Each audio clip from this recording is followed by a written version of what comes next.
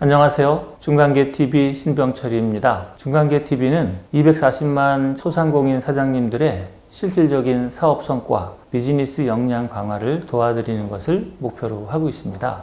중간계TV 많은 구독 부탁드리겠습니다. 감사합니다. 예를 들면 탄탄면을 만드는데 탄탄면의 원가가 예를 들어서 하나 만드는데 2,000원이라고 치겠습니다. 그러면 3,000원에 팔을 거예요? 4,000원에 팔을 거예요?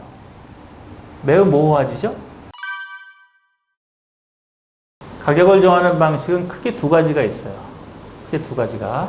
첫째는 마크업이라는 방식이 있고, 마크업이라는 거는 MARK 플러스 업이에요. 마크업. 마크업이라는 거는 뭐냐면은 마크 한 것에 위에서 가격을 결정한다는 거예요. 마크라는 거는 원가의 총합을 마크라고 불러요. 그러니까 마크업에다가 얼마를 보태는 겁니다. 그러니까 예를 들어서 나는 제품 원가에 20%의 이익을 내겠다. 그러면은 제품 원가가 10,000원이에요. 그러면 소비자가를 12,000원으로 정하는 겁니다. 나의 판매가를. 이런 거를 마크업 방식이라고 해요. 그런데 이 마크업 방식은 일반적으로는 잘 사용되어지지 않아요. 그 이유는 뭐냐면은 제품 원가에 비해서 실제 소비자가는 제가 지금 말씀드린 대로 20% 이 정도에서 결정되는 게 아니라 제품 원가가 10,000원이다. 그러면은 한 40,000원에 결정되기도 하고. 그렇죠? 그러니까 보태야 되는 마크업에 들어가는 속성을 무엇으로 할 거냐? 제품 원가를 할 거냐? 아니면 고정비, 인건비, 판매 관리비 이런 걸 다 보탤 거냐? 이런 거에 따라서 다 바뀝니다. 그래서 마크업 방식은 교과서에서는 많이 얘기되어지지만 실제로는 마크업 방식은 거의 사용되어지지 않아요. 그러면 어떤 방식이 더 좋은 거냐? 두 번째 방식이 더 많이 쓰이는데요. 경쟁자에 대비한 가격을 쓰는 겁니다. 경쟁자에. 예를 들면 탄탄면을 만드는데 탄탄면의 원가가 예를 들어서 하나 만드는데 2,000원이라고 치겠습니다. 그러면 3,000원에 팔을 거예요? 4,000원에 팔을 거예요? 매우 모호하지죠? 하지만 주된 탄탄면의 경쟁자가 예를 들어서 12,000원에 팔고 있다. 그러면 기준 가격이 생기겠죠? 기준 가격은 12,000원이 되는 겁니다. 그럼 12,000원보다 조금 싸게 할 거냐, 조금 비싸게 할 거냐. 그 문제가 의사결정의 핵심이 되는 겁니다.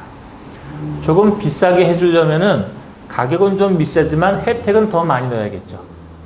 그렇게 가격을 결정하는 방법이 있어요.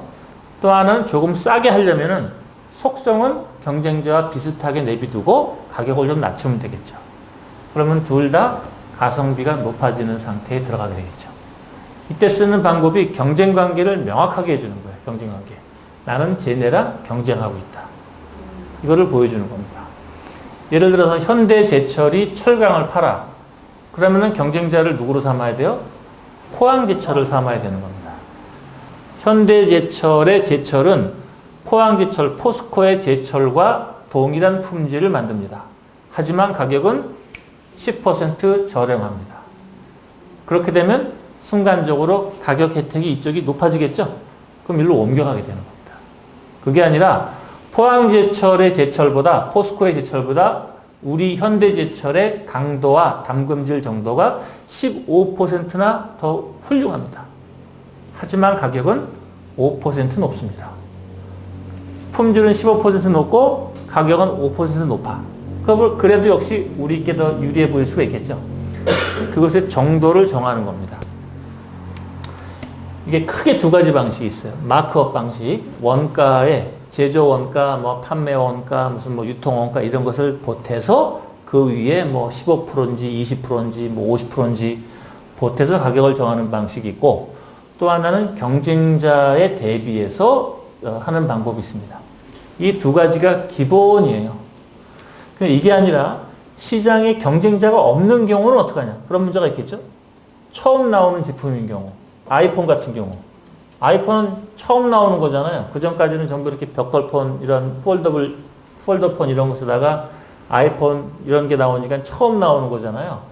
처음 나오는 거는 가격을 어떻게 정하는 거냐? 이때 쓰는 방법은 reserved pricing이라는 게 있어요. reserved pricing. reserved라는 말은 그 사람을 위해서 예약해 놓다라는 말이잖아요.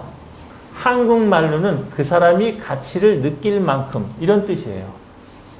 그 사람이 가치를 느낄 만큼의 가치를 정하는 겁니다. 애플이 아이폰을 내면서 그 당시에 뭐 삼성이나 애니콜이나 모토로나 이런 데 있는 그 폴더폰, 벽돌폰 이런 게 한 45만 원, 50만 원 정도 했거든요. 근데 아이폰이 나오면서 바로 그냥 90만 원, 100만 원을 때려버린 거예요. 근데 왜 그러느냐? 이 막대기 폰은 통화밖에 안 되잖아요. 우리는 통화도 되고 인터넷도 된다 이거야. 그러니까 2배의 가치가 있다 이거야. 그래서 가격은 2배다 이거야. 그렇지만 원가가 2배가 될까요? 원가는 2배가 안 되지. 이때는 reserved, 그 사람이 가치를 느끼는 정도. 폴더폰의 2배 정도의 가치를 느낄 거다.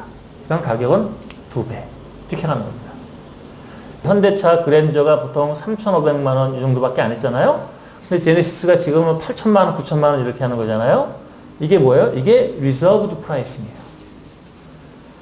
제네시스를 벤츠급이라고 얘기하면서 벤츠 정도의 가치가 있다. 그러니까 벤츠 정도의 가격을 내라. 이렇게 되는 거죠. 이런 게 reserved 혹은 reservation pricing이라고 불러요. 크게는 두 가지. 마크업, 원가에다가 붙이는 방식. 또 하나는 경쟁자 대상, 경쟁자에 대비해서 가격을 붙이는 방식. 또 하나는 경쟁자가 없다 그러면은 소비자가 느끼는 가치는 얼마일까를 계산해서 하는 방식이 있습니다.